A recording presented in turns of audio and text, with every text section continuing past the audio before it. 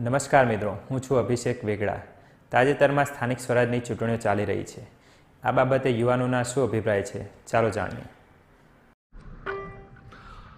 આગામી સમયમાં સ્થાનિક સ્વરાજની ચૂંટણી આવી રહી છે, બરાબર? અને આ ચૂંટણીના આવી રહી છે એના સંદર્ભની અંદર હું કેટલાક પ્રશ્નો પૂછીશ કે તમારા માઇન્ડની અંદર જે નગરસેવક હોય છે, જે પંચાયતના પ્રતિનિધિ હોય છે, તેના વિશે કેવા વિચારો છે, અથવા તો એ કેવા માણસ હોવા જોઈએ, તેમાં કઈ યોગ્યતા હોવી જોઈએ, અને તેના વિશે કેટલાક હું પ્રશ્ન પૂછીશ. તેનો તમારે આન્સર આપવાનો છે. તો આ પ્રશ્ન તમારા બંને માટે છે. બંને આન્સર આપી શકો છો, કોઈ એક આપી શકે છે, પણ આન્સર આપવો જરૂરી છે, કારણ કે વિડીયો બનવો પણ જરૂરી છે. એક નગરસેવકની જે કામગીરી છે તેના વિશે આપ શું વિચારો છો, મિસ્ટર રાહુલ પટેલ?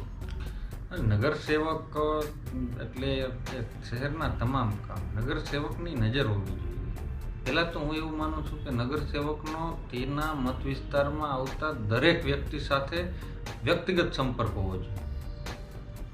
નગરસેવક એટલે શબ્દ સેવક તમે વાપરો છો ને, તો ભલે આપણે કોઈની સેવા કરવી એવું નથી માનતા, પણ જરૂરિયાત હોય, કોઈના લીગલ કામ હોય, કોઈ વિસ્તારમાં મુશ્કેલી હોય, ક્યાંય ખાડા પડી ગયા હોય, ક્યાંય લાઇટ ના હોય, તો આ પ્રકારના જે પ્રોબ્લેમ થતા હોય, મારા મતે તો એ પ્રોબ્લેમની રજૂઆત કરવાની નાગરિકોને જરૂર જ ન હોવી જોઈએ.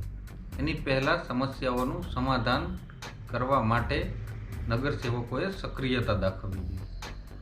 એટલે કે જે મુશ્કેલીઓ સામાન્ય નાગરિકને પડતી હોય છે એ મુશ્કેલીઓ પ્રત્યે નગરસેવક જે છે એ અવેર હોવો જોઈએ, આવું તમે માનો છો? હા, કારણ કે એના માટે નગરસેવક પાસે સમય હોય છે અને એ વ્યક્તિ આ કામ માટે જ ફાળવવામાં આવ્યો છે, એવો તમારો વિચાર છે? નગરસેવકને તો બધી ખબર જ હોવાની કયા કયા પ્રોબ્લેમ થઈ શકે, કઈ ડાયરેક્શનમાં, કે લાઇટનો પ્રોબ્લેમ છે, પાણીનો પ્રોબ્લેમ છે, રોડનો પ્રોબ્લેમ છે, આ જે કોમન પ્રોબ્લેમ છે એની તો એને ખબર, કયા કયા ગામમાં ક્યાં ક્યાં આ પ્રોબ્લેમ થાય છે એની પાસે છે કાર્યકરો, તો એ જાણકારી મગાવી શકે. બધાય ગ્રામમાં ગ્રામ પંચાયત તો હોવાની જ, તો ગ્રામ પંચાયત પાસેથી એ જાણકારી મગાવી શકે છે કે તમારા પાણીનો પ્રોબ્લેમ કેટલો છે, ઇલેક્ટ્રિસિટીનો પ્રોબ્લેમ કયો છે, તો એ જાણકારી મગવી અને એના ઉપર કામ થવું જોઈએ. નગરસેવકને બધી સાથે સંપર્કમાં રહેવું જોઈએ. ભલે એ માણસો સાથે ડાયરેક્ટ કોન્ટેક્ટમાં નથી, પણ ગ્રામ પંચાયત પાસે તો એ કોન્ટેક્ટમાં હોવો જ જોઈએ. એક ગામના ગમે તે ગામની જે ગ્રામ પંચાયત છે ત્યાંથી એને ડેટા મળતો રહેવો જોઈએ. એટલે કે આ જે નગરસેવક છે અથવા તો પંચાયતનો સભ્ય છે કે સરપંચ છે, તે ગ્રાસરૂટ લેવલે, એટલે જો આપણે, હું એમ કહેવું કે આપણે જોઈએ છીએ કે ચૂંટણી હોય તો કોઈ પણ પક્ષની સીધી ઘર લગી બહુ જબરજસ્ત વિકેન્દ્રીકૃત વ્યવસ્થા રાતોરાત અસ્તિત્વમાં આવી જાય, અને ચૂંટણી પતે ત્યાં લગી 6 મહિનાની આજુબાજુ સમયગાળા દરમિયાન આ વ્યવસ્થા એકદમ સક્રિય જોવા મળે છે. તો જો આ જ પ્રકારની વ્યવસ્થા દેશના વિકાસમાં સક્રિય થઈ જાય તો સોનેપેક સુહાગા, તો આપણે એ કરવાની જરૂર છે. હવે તમે જુઓ તો ઉમદાની વાત કરું તો આ ચૂંટણી આવી રહી છે એ પહેલાં જે રોડનું સમારકામ થયું છે એ આવું પહેલે ક્યારે નથી થયું. એક્સ્ટ્રાઓર્ડિનરી છે ખરેખર. એના માટે સિસ્ટમને બિરદાવવી પડે કે ખરેખર ઘણું સારું કામ થયું છે. તમે જુઓ કે રસ્તા છે, ગટર લાઇન છે, તેના કામો ઘણા સારા થયા છે. આ પહેલાં ક્યારેય થયું નથી, પરંતુ આ જે કામો છે એની સાતત્ય ત્યાં જળવાઈ રહે તે ખૂબ જ અગત્યનું હોય છે. ઓકે, બીજી વસ્તુ એ છે કે નગરસેવક હોય કે પછી પંચાયતના સભ્ય હોય તો ઘણી વખત જે સ્ત્રીઓ માટે અનામત સીટ્સ હોય છે, તમને ખબર હશે, તો આ સીટ્સ પર સ્ત્રી જે છે એનું જે કેરેક્ટર છે હંમેશા ઢંકાઈ જતું હોય છે, કારણ કે તેનો જે પ્રચાર પ્રસાર છે, તેના જે કામો જે છે તે તેના પતિ દ્વારા અથવા તો એવા પુરુષ પ્રતિનિધિ દ્વારા કરવામાં આવતા હોય છે જેના માટે તે લાયક નથી હોતા. તો આના વિશે શું કહેશો તમે કે આ બાબતે જો સ્ત્રીઓને પણ આપણે સ્થાનિક સ્વરાજની ચૂંટણી આવે છે અથવા તેમાં ભાગ લેવાની પ્રેરણા મળતી હોય છે, એમના માટે જે સીટ્સ હોય છે રિઝર્વ હોય છે, બરાબર છે, પણ એમના વતી જે કામ છે તે તેમના જે પતિ અથવા તો કોઈ જે બીજા પુરુષ પ્રતિનિધિ કરે છે, તો તે કેટલા અંશે યોગ્ય છે, અથવા તો એવું નથી લાગતું કે તે સ્ત્રીના જે કામ કરવાની યોગ્યતા છે તેના પર પ્રશ્નાચિહ્ન ઊભા કરે છે, તેની જે ક્ષમતા છે એને રેસ્ટ્રિક્ટ કરે છે? આના પર હું 2-3 વાત કહીશ કે જે આ તમે વાત કરી પતિની, તો એક ઇકોનોમિક સર્વે 2-3 વર્ષ પહેલા સરપંચ પતિ નામની ટર્મ આપેલી. તો દુઃખદ બાબત છે કે ભારતમાં આ વ્યવસ્થા હજી મોટા ભાગના ગ્રામ્ય વિસ્તારમાં કામ કરી રહી છે. માન્યતા છે કે સ્ત્રીમાં ક્ષમતા નથી. હું તમને દુનિયાની વાત કરું તો દુનિયાના 2 દેશ જર્મની અને ન્યુઝીલેન્ડ, કોરોના દરમિયાન આ બંને દેશોએ અન્ય દેશો કરતાં સારી સફળતા મેળવી હતી, જે આપણી નજર સમક્ષ છે. તો આ બંને દેશોના હેડ વ્યક્તિની વાત કરીએ તો બંને સ્ત્રી છે. તો આપણે સમજવાની જરૂર છે કે સ્ત્રી ઘર સંભાળી શકે છે તો શાસનમાં પણ તે ભાગીદાર બની શકે. અમુક સ્ત્રીના જે સમસ્યા પ્રોબ્લેમ હોય કે જે માત્ર સ્ત્રી જ સમજી શકે, તો સ્ત્રીને ભાગીદાર બનાવો તમે તો એ પ્રકારની સમસ્યાઓના નિરાકરણમાં, નિર્ણય લેવામાં તમને ઘણો ફાયદો થાય. એમ કે તમારી વસ્તીના 50% બળ છે સ્ત્રીઓ, તો તમે એની અવગણના કરીને કઈ રીતે આગળ વધી શકો? જ્યાં લગી અવગણના કરશો ત્યાં લગી દેશનો વિકાસ થવો શક્ય જ નથી. રાજકીય સંસ્થાઓમાં સ્ત્રીઓને મળતું જે રિઝર્વેશન છે તે પૂરતા પ્રમાણમાં છે. રિઝર્વેશન એવું કરી નાખ્યું કે 33% સીટો પર જ સ્ત્રીઓ લડી શકે એ સ્થાનિક સ્વરાજ્યમાં જ. એથી આગળ તો આપણને જોવા મળતું નથી. મારું તો એવું માનવું છે કે સ્ત્રી રિઝર્વેશન હોય, SC ST કે કોઈ પણ રિઝર્વેશન, તો યોગ્ય ઉમેદવારોને પણ રિઝર્વ સીટ સિવાય લડવાનો મોકો લગભગ કોઈ પક્ષ આપતું જ નથી. શા માટે? આપણે આ એક સિસ્ટમ એવી બનાવી દીધી કે જાતિ આધારિત બનાવી દીધી કે આટલી જ સીટ 15-33%. શું તમને લાગે છે કોઈ રિઝર્વ કેટેગરીનો ઉમેદવાર એ નામાં એટલી શક્યતા હશે, ક્ષમતા હશે કે તે ઓપન સીટમાં લડી શકે? ડેફિનેટલી ને, કે ક્ષમતા જાતિ સાથે થોડી જન્મે છે.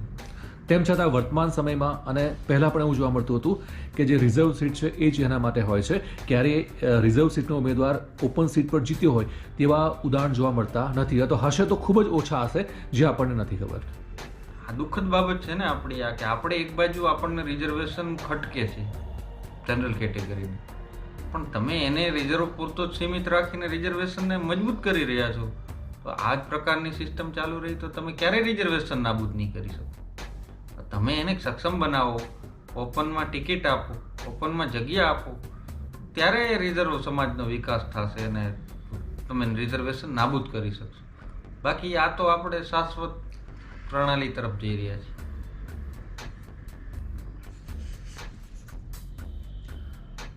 એક નગરસેવકનો ટ્રાફિક મેનેજમેન્ટ મુદ્દે કયો રોલ હોવો જોઈએ? તમારા માઇન્ડમાં એમના વિશે કયો આઈડિયા છે કે ભાઈ આ કામ જે છે એક નગરસેવક ટ્રાફિક મેનેજમેન્ટમાં કરી શકે છે? મિસ્ટર મિર્ઝા. ટ્રાફિકનું એટલે જેટલા અત્યારે જે સંસાધનો અવેલેબલ છે એને ખાલી જો એક્ટિવ કરી દઈએ તો પણ ટ્રાફિકનું ઘણું બધું મેનેજમેન્ટ થઈ શકે. કે જે અત્યારે જો પોલીસ કર્મચારી છે ટ્રાફિકના જેટલા અવેલેબલ છે એ જો સરખું કામ કરવા માંડે તો પણ ટ્રાફિક આપણું ઘણું વધી શકે છે. બરાબર છે. નગર સેવકના રોલની વાત કરી ને તમે, તો ટ્રાફિકનો મોટો કમ્પોનન્ટ રસ્તાઓ છે અને રસ્તાઓ લગભગ સ્થાનિક સ્વરાજની સંસ્થાના નિયંત્રણમાં કે એની ભાગીદારીથી બનતા હોય. તો એ લોકો રસ્તા સારા કરી નાખે, અને રસ્તા માની લ્યો કે નથી, કોન્ટ્રાક્ટ સિસ્ટમથી બનાવેલો છે રસ્તો, તો પણ તેની પાસે સત્તા છે અને એની જવાબદારી પણ છે કે એને દેખરેખ રાખવી કે રસ્તા બરાબર બની રહ્યા છે કે કેમ, કેટલો એમાં ભ્રષ્ટાચાર થઈ રહ્યો છે. પારદર્શિતા લાવવાનું કામ તો નગરસેવક બાંધકામમાં રસ્તાના અવશ્ય કરી શકે છે. કારણ કે નગરસેવક છે અથવા તો પંચાયતના જે સભ્યો, સરપંચ છે, આ બધા એવા વ્યક્તિઓ છે જે લોકતંત્રના પાયાનું કામ કરે છે. અને જો પાયા સ્ટ્રોંગ નહીં હોય, મજબૂત નહીં હોય, તો લોકતંત્રની આધારશિલા છે એ વધારે મજબૂત નહીં હોય અને મુસીબતના સંકટના સમયમાં દેશને નુકસાન થઈ શકે છે. સાચું લોકતંત્ર બનાવવું હોય તો નીચેથી નેતા જ ઉત્પન્ન થવા જોઈએ ને, આપણે ઉપરથી થોપી છીએ. કઈ રીતે ઉપરથી? વંશવાદ તમને જોવા મળે છે, જાતિવાદ કહી શકાય, જાતિવાદ, નેપોટિઝમ નો શબ્દ છે. આ બધી ઘટનાઓ તો તમને તમારી ઉપર નેતા થોપવામાં આવે છે ને. ખરેખર તો પણ જો કે થોપે છે એમાંનો એના માટે કોઈ યુનિવર્સિટી કે સ્કૂલ નથી હોતી ને નેતા બનવા માટે. કોઈ પણ વ્યક્તિ બની શકે છે જે ટેલેન્ટેડ છે. થોપેલો સક્સેસ ઓછો જાય છે. તમે જો કોઈ મહાન નેતાની વાત કરો, તમે ગાંધીજી કરો, તો એ સેલ્ફ પેદા નેતા હતા અને પોતાની જાતે ઉત્પન્ન થયેલા. સરદાર પટેલ પણ કહી શકાય. સરદાર પટેલ તો તમે એનું બેકગ્રાઉન્ડ જુઓ. સરદાર પટેલ ગામડામાંથી તો નેતા તરીકે એ જ ખરેખર સફળ થઈ શકે. નેતા એટલે શું? એને ખબર હોવી જોઈએ, જનતાની નસની ખબર હોવી જોઈએ કે ખરેખર જનતાની સમસ્યા શું છે. નસની ખબરનો પણ અત્યારે દુરુપયોગ થાય છે. નસની ખબર હોય તો એનો સકારાત્મક ઉપયોગ કરવાની વાત છે, એની જરૂરિયાત પૂરી કરવાની વાત છે, એને સાચી દિશા દેવાની વાત છે. આ કાર્યો કરવામાં નેતા સક્રિય હોવો જોઈએ, નહીં કે માત્ર વોટ બેંકમાં. અને આ કાર્યો કરશે નેતા તો એની વોટ બેંક ક્યાંય નથી જવાની. એની વિચારધારા અને કામ કરવાની જે જિજ્ઞાસા હોય એના કારણે જે નેતા બન્યા હતા. એક છેલ્લો અત્યારે પ્રશ્ન, જે નેતા હા. બને છે એના પછી એ વિચારે છે કે મારે શું કરવું જોઈએ. બરાબર છે. એક છેલ્લો પ્રશ્ન કે ચૂંટણી આવી રહી છે, તો લોકસભા હોય, વિધાનસભા હોય કે પછી સ્થાનિક સ્વરાજની ચૂંટણી હોય, તો વંશવાદ, જાતિવાદ, ધર્મ, ભાષાવાદ કેટલે અંશે અસર કરે છે આપણી ચૂંટણીઓને?